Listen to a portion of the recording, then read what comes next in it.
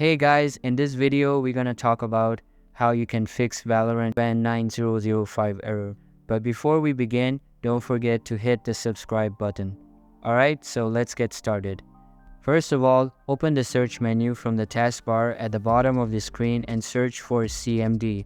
Open it up and make sure to run it as an administrator. Once it is launched, type in bcd edit space / set space hypervisor space launch space type space off.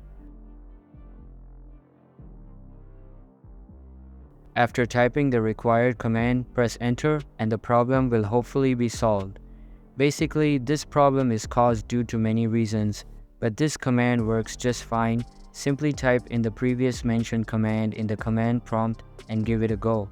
Note that it is necessary to run command prompt as an administrator, and the problem will not be solved if you don't follow the correct procedure. That's how you can fix Valorant VAN9005 error. So that's all for today's video. Hope you liked the video. Thanks.